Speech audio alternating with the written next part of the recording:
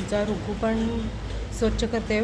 Second फ्लोअरला पण पाणी खूप आलं आहे इकडून गॅलरीमध्ये आणि तुम्हाला मी दाखवते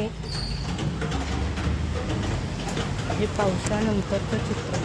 इतका भयानक पाऊस पडून गेला आहे, अक्षरशः झाडं वगैरे पडली आहेत. हे बघू शकताय, सगळ्यांच्या इथे पाणी साठलं आहे, सगळी काढत आहेत.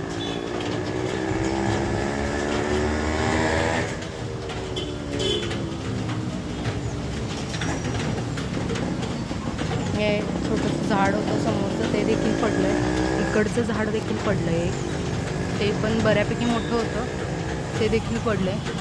पुढे देखील असंच झाडं पडले.